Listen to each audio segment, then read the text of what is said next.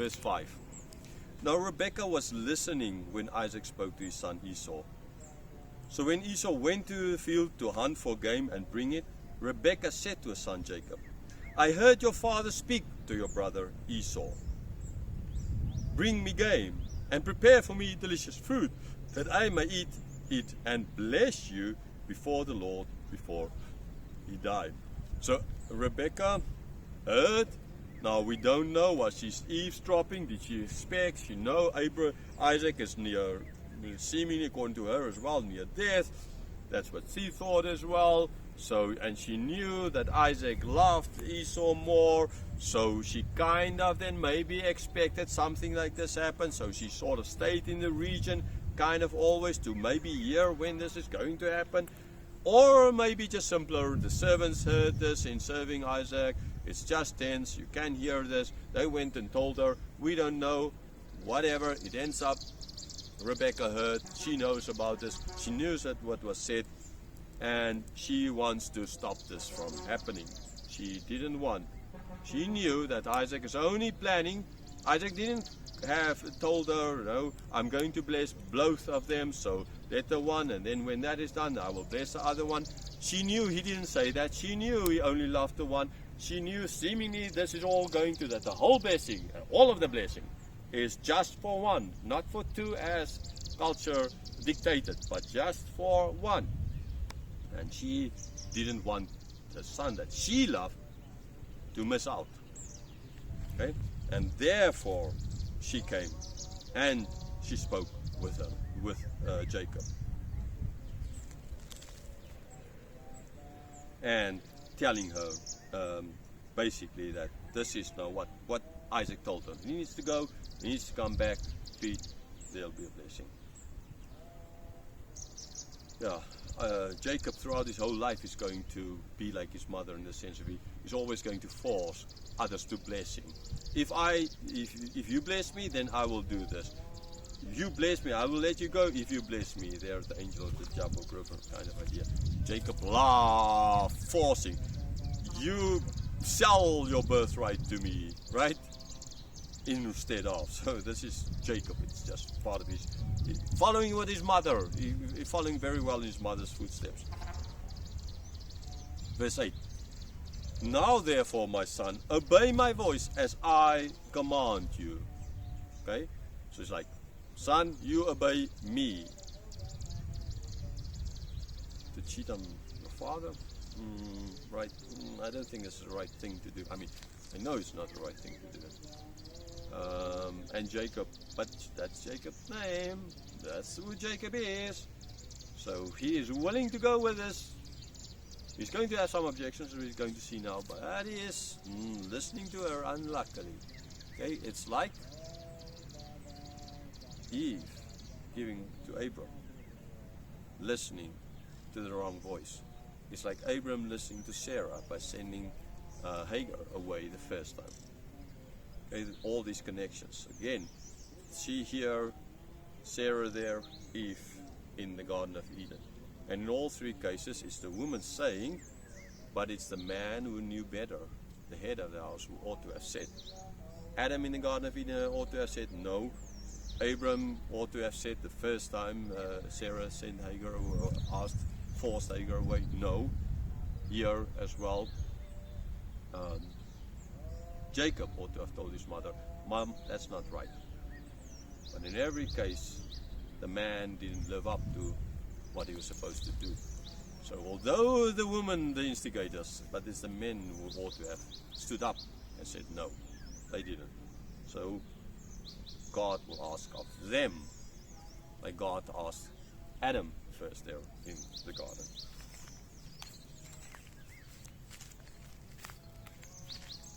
Verse 9, go to the flock and bring me 2 good young goats, so that I may prepare from them delicious food for your father, such as he loves.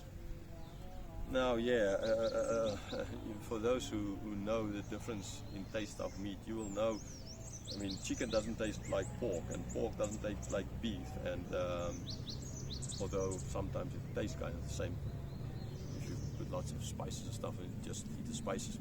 But anyhow, deer sure doesn't taste like a goat. Okay, deer always have this kind of a wild taste to it, while a goat has like a different kind of taste. It's not, I mean, yeah, actually, for intersect in Burmese, mutton is goat. So if you go to a shop and they say they have mutton, don't think it's sheep, right? That's actually goat. You know, but it doesn't have that same kind of a taste.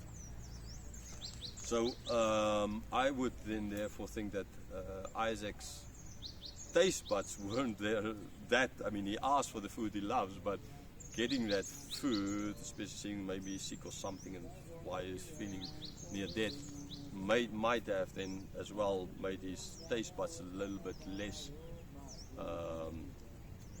good, and so he was not able to determine. And as well, the way the food was prepared, so that it's not so much that the way it was prepared made the taste maybe as well of the meat less clear. Okay, it's like bear meat. Bear meat stinks, and if you don't prepare it, you can't eat it. But if you know how to prepare it, then it becomes edible. Right? So in this case as well, maybe with the different spices he ought to have added, or would have added, the way he prepared would have made the taste less. But still, there is a difference in taste, and I would think that you can say that maybe Isaac's taste buds wasn't so good either, like his eyesight. But still, he was thinking with his stomach, even though he would not be able to taste the fullness, niceness of the food anymore. He still had this image in his mind of how it was, and most like that would have been as well playing a big part in his enjoying the food. Right, so bring these 2 young goats, I will prepare the food. Verse 10. And you shall bring it to your father to eat, so that he may bless you before he dies. Your task, therefore, bring me 2 goats, I will prepare the food, and then your next task is take it to him. Well, I mean, locally, because that's what Esau ought to have done. So he needs to do it, she can't do it for him. He has to do it. And then he will bless you and not him. Now here we ought to like, but Mom, okay, I understand about the going, getting the food, and I understand all of this, right? But Mom, just wait a minute. You are doing this so that we can deceive him, so that I can get the blessing?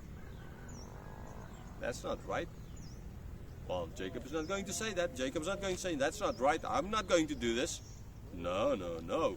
He's coming up with other. I'm willing to go with this, but Mom, maybe you haven't think of this. Mom, maybe you haven't thought of this. Maybe we need to, okay, how are we going to get, and then, so clearly he is willing to go with this. Verse 11.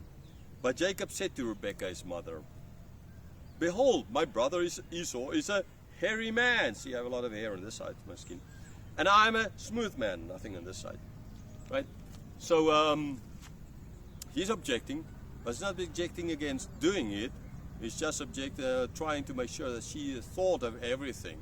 And seemingly she did think of everything before this time. Verse 12. Perhaps my father will feel me, as he's going to do, and I shall seem to be mocking him and bring a curse upon myself and not a blessing. So now he's again afraid that instead of a blessing, which he loves, right, real prosperity gospel preacher, he's going to get a curse, which no prosperity gospel preacher loves. Okay? He's thinking I'm mocking him. I mean, not mocking him. I think you're cheating, you're deceiving him. I think that is maybe the right word he ought to have used. So even in his words, he's not. He is willing, he's going to go with this plan. He has no objection against this plan, but he wants to make sure. And he's downplaying it by using mocking instead of deceiving. So he's afraid that then ultimately that will lead him to be cursed and not be blessed. Verse 13, his mother said to him, let your curse be on me, my son. Only obey my voice and go, bring them to me. Never obey a voice when a voice tells you to do wrong. Never obey that voice. Stand up and say, no voice, I don't obey you. If it's your own voice, sin, say, no, I'm not going to obey you. If it's somebody else's voice, like your mother's voice, to tell you to sin, that's not right. You don't obey them. You are not dishonoring your parents when you disobey them when they tell you not to sin. Or when they tell you to sin and you don't do it. You ought to again. So she's saying, let the curse be on me. Years later on, when centuries later on, well actually millennia later on, when they bring Christ to the cross, and Pilate asked them and said, but I don't find any fault in this man. The reaction of the high priest and the people were, let his curse be, the curse be upon me. Remember, he washed his hands, I am no fault in this man, right? And they said, let the curse be on us. Yes, the curse did fall on them in the year 70 AD, or whatever they call it, CE these days, current era, but I'm still old, so Anno Domini, AD, the year of the Lord. Jerusalem was destroyed, so the curse did fall on them. So what is this, I mean, in that sense now, this is connected, although sure, Moses had no idea of this in the future. Okay, because even for the most liberal Bible scholar, they, at least according to them, these words were written before Jesus' life, right? So even for them. But we can see and we can look back. She was afraid, he was afraid of the curse, and she was willing to take the curse. But in years later, millennia later now, the leaders, the Jewish leaders, the religious leaders are not going to be afraid to take the curse. They will take the curse, and they got the curse. They got, and the city was destroyed. So it's like, again, God saw all of this, and God put all of this together and connecting it. Again, please, right? This is the Word of God. Beautiful, beautiful, beautiful, beautiful. There's nothing like it.